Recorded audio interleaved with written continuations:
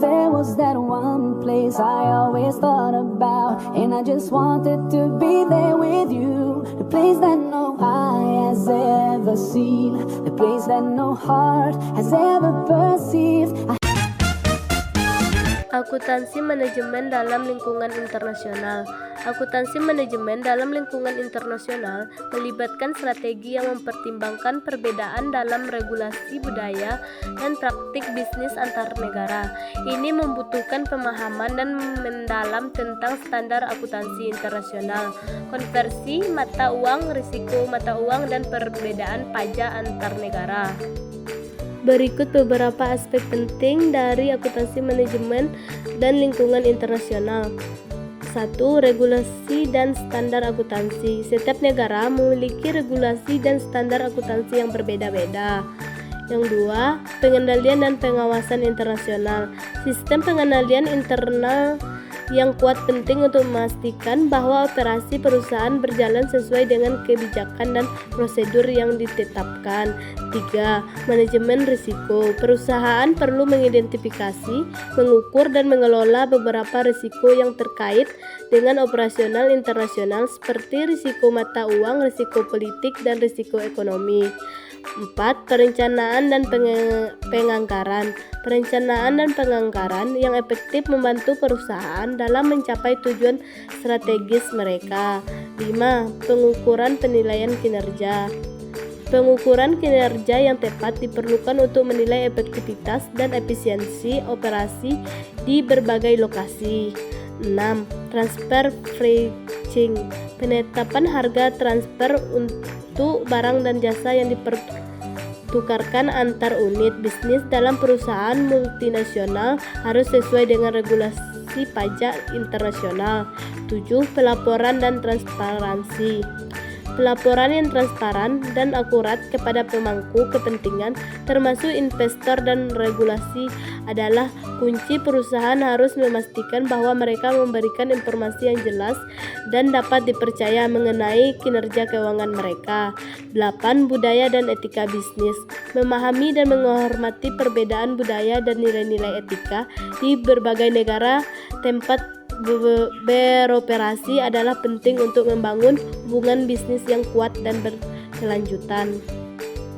Tingkat keterlibatan perusahaan dalam perdagangan internasional. Perusahaan dapat terlibat dalam perdagangan internasional pada berbagai tingkat keterlibatan, tergantung pada strategi bisnis, sumber daya, dan tujuan pasar mereka. Berikut adalah beberapa tingkat keterlibatan perusahaan dalam perdagangan internasional. Yang pertama, ekspor dan impor. Perusahaan menjual produk atau jasa ke pasar luar negeri tanpa kehadiran fisik di negara tujuan.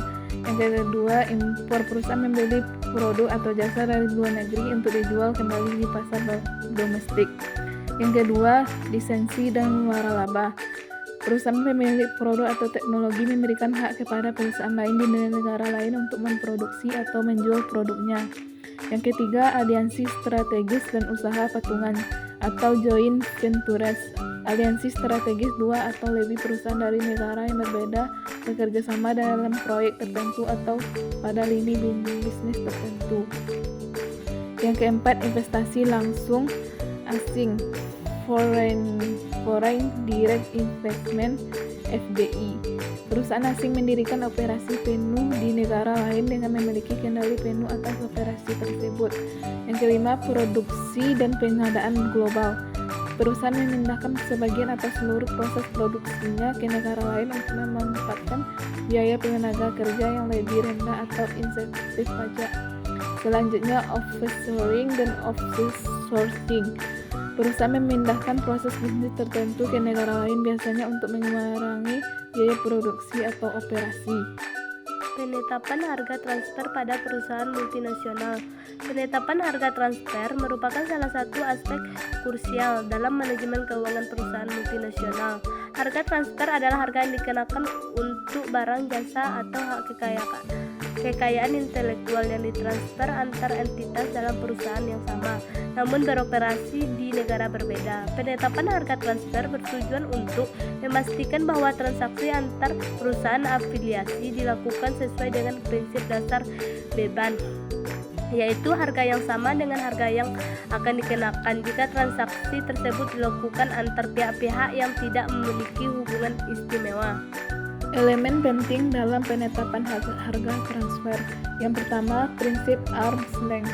Prinsip ini mengharuskan bahwa harga transfer yang digunakan antara entitas yang berafiliasi harus sebanding dengan harga yang digunakan dalam transaksi antara entitas independen di pasar terbuka.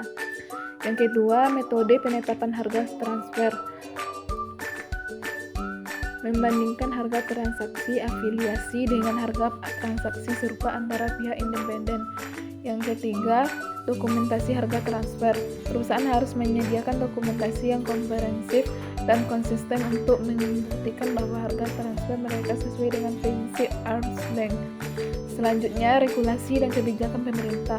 Setiap negara memiliki aturan dan panduan mengenai harga transfer yang mungkin berbeda-beda.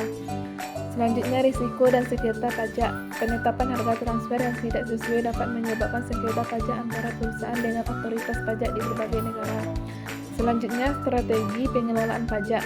Perusahaan sering menggunakan harga transfer sebagai bagian dari strategi pengelolaan pajak mereka untuk meminimalkan beban pajak global. Selanjutnya, pengaruh ekonomi dan pasar. Faktor-faktor ekonomi dan kondisi pasar global juga mempengaruhi penetapan harga transfer. Perusahaan yang beroperasi di lingkungan internasional menghadapi berbagai masalah etika yang kompleks.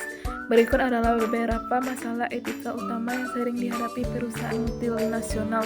Yang pertama, korupsi dan penyuapan. Di beberapa negara, korupsi dan penyuapan bisa menjadi praktik bisnis yang umum. Perusahaan multinasional mungkin menghadapi tekanan untuk memberikan suap agar dapat memenangkan kontrak atau mendapatkan izin. Selanjutnya, kepatuhan terhadap hukum lokal dan internasional.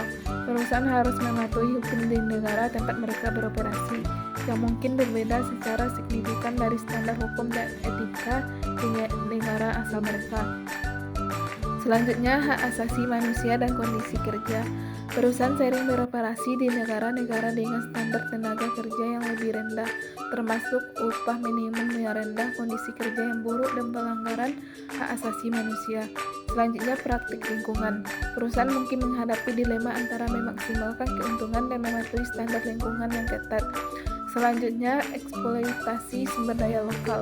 Perusahaan yang mengekstraksi sumber daya alam seperti minyak, gas, atau mineral di negara berkembang sering dituduh mengeksploitasi sumber daya tanpa memberikan manfaat yang memadai kepada komunitas mereka. Selanjutnya, perbedaan budaya dan nilai-nilai etika. Perbedaan budaya dapat mempengaruhi persepsi tentang apa yang dianggap etis atau tidak etis. Praktik bisnis yang diterima di suatu negara mungkin dianggap tidak etis di negara lain. Selanjutnya, hak kekayaan intelektual.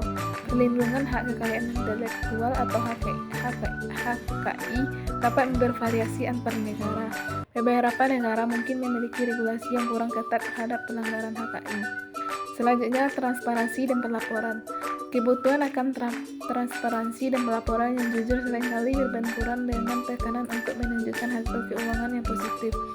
Kegagalan dalam pelaporan yang transparan dapat mengarah pada skandal keuangan, kehilangan kepercayaan investor, dan tindakan hukum.